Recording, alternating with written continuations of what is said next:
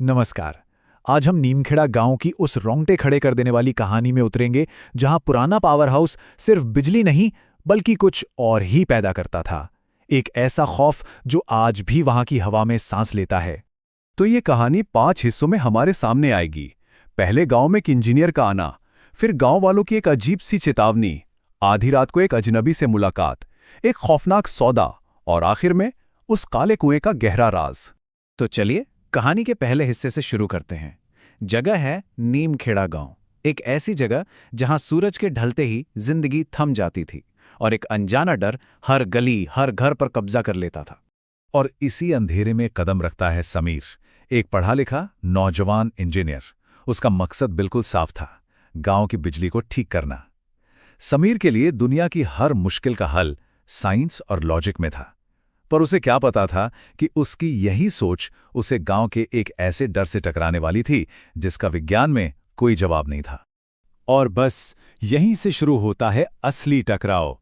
एक तरफ समीर की प्रैक्टिकल सोच थी और दूसरी तरफ गांव वालों का सदियों पुराना डर। अब देखिए, यहां कहानी का पूरा संघर्ष साफ हो जाता है। समीर सोच रहा था कि अरे ये तो कोई मामूली सी टेक्निकल प्रॉब्लम है, कोई तार ढीला होगा या ट्रांसफार्मर पुराना हो गया होगा। लेकिन गांव वाले क्या कह रहे थे? वो कह रहे थे कि पुराना पावर हाउस मौत का दरवाजा है, एक ऐसी भूतहा जगह जहां परछाइयां घूमती हैं और हवा भी चलने से डरती है। गांव के एक बुजुर्ग हैं, रामू काका। वो तो समीर को साफ साफ चेतावनी देते हैं, बेटा उस पुराने पावर हाउस की तरफ जाने वाला रास्ता मौत का दरवाजा है, वो जगह अब इंसानों की नहीं रही। पर समीर को ये सब बातें बस काम से बचने के बहाने और अंधविश्वास लगती हैं। अब कहानी उस मोड़ पर पहुंचती है जहां समीर का सारा लॉजिक, सारी साइंस सब धुआं होने लगता है और गांव वालों की बातें सच लगने लगती हैं। सोचिए, रात का सन्नाटा, समीर अपने कमरे में अकेला है और तभी उसे अजीब आवाजें सुनाई देती हैं। एक ठंडी सी सरगोशी, जैसे कोई मदद मांग रहा हो। और फिर उसके दरवाजे पर 3 बार धीमी सी दस्तक होती है। बस इसी पल उसका यकीन डगमगाने लगता है। दरवाजा खोलने पर सामने सोमेश नाम का एक नौजवान खड़ा है, लेकिन उसका चेहरा एकदम सफेद, जैसे शरीर में खून ही ना हो। वो गिड़गिड़ाता है कि उसकी मां बहुत बीमार है और उसे मदद चाहिए। वो बताता है कि उसका घर पुराने कुएं के उस पार एक सुनसान रास्ते पर है और वो समीर से कहता है, जल्दी चलिए, वक्त बहुत कम है। सोमेश के साथ वो सफर बेहद अजीब था। पूरे गांव में एक डरावनी खामोशी थी। समीर को अचानक ख्याल आता है कि सोमेश के चलने की कोई आवाज ही नहीं आ रही। ऐसा लग रहा था जैसे वो जमीन से थोड़ा ऊपर तैर रहा हो। वो उसी पावर हाउस वाले रास्ते पर जा रहे थे और तभी झाड़ियों से एक फुसफुसाहट आती है, एक और शिकार।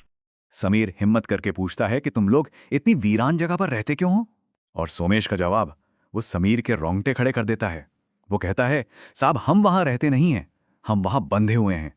बरसों से उस कुएं ने हमें कहीं जाने ही नहीं दिया। अब तक समीर समझ चुका था कि वो किसी की मदद करने नहीं बल्कि एक जाल में फंसने आया था, जहां सच कुछ और ही निकलने वाला था। सवाल ये था कि उस टूटे फूटे वीरान घर के अंदर आखिर था क्या? अंदर घुसते ही एक भयानक बदबू, जैसे कोई चीज बरसों से सड़ रही हो। सामने खाट पर सफेद चादर में लिपटा कुछ पड़ा है और सोमेश तो गायब हो चुका था, जैसे हवा में घुल गया हो। समीर अब उस अंधेरे में बिल्कुल अकेला था। तभी उस चादर में हलचल होती है। चादर के नीचे से एक बूढ़ी औरत का चेहरा सामने आता है और वो समीर से कहती है, अब दवाइयों का वक्त चला गया बेटा, अब तो सिर्फ हिसाब का वक्त है। और उसके इन शब्दों ने उसके खौफनाक इरादों को साफ कर दिया था। तो असली कहानी ये थी, 2 साल पहले बिजली का एक खंभा गिरने से सोमेश को करंट लग गया था। गांव वाले बस खड़े तमाशा देखते रहे, किसी ने मदद नहीं की। उसे बचाने की कोशिश में उसकी मां की भी जान चली गई और तब से उन दोनों की आत्माएं वहीं फंसी हुई थीं, बस बदले की आग में जल रही थीं। और ये था वो खौफनाक सौदा। भूतों को चाहिए थी मुक्ति और अपना बदला। बदले में वो गांव को हमेशा के लिए बिजली देने को तैयार थे, इस श्राप को खत्म करने को तैयार थे। पर इस सौदे की कीमत थी एक जान। समीर को उसी खंबे को छूकर सारा करंट अपने अंदर लेना था। यहां से शुरू होती है समीर की भागदौड़, अपनी जिंदगी बचाने की एक आखिरी हताश कोशिश और कहानी का सबसे भयानक मोड़। वो घर उसकी आंखों के सामने कब्र में तब्दील हो रहा था। दीवारें उस पर बंद हो रही थीं। समीर बस भागा, अंधेरे में, तूफान में, उस एक जगह की तरफ जो उसे याद थी, वो पुराना कुआं। लेकिन ये कोई आम कुआं नहीं था। गांव वाले इसे यम का द्वार कहते थे, यानी मौत का दरवाजा। ये बहुत गहरा था, अंधेरा था, और उसमें से काले धुएं जैसी कोई चीज निकलती थी जो शिकार को अपनी तरफ खींच लेती थी। ये इस कहानी का आखिरी पड़ाव था। भागते भागते समीर पूरी तरह से थक चुका था और अब कुएं से अजीब फुसफुसाहटें आ रही थीं, जो उसे सुकून का, अंधेरे के खत्म होने का लालच दे रही थीं। और समीर ने भागना छोड़ दिया।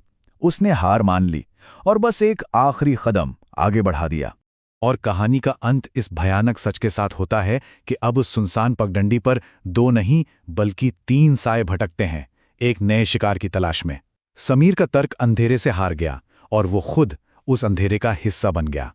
ये कहानी बस एक याद दिलाती है कि कभी-कभी सबसे गहरा अंधेरा हमारी समझ और हमारे विज्ञान की पहुंच से बहुत दूर होता है।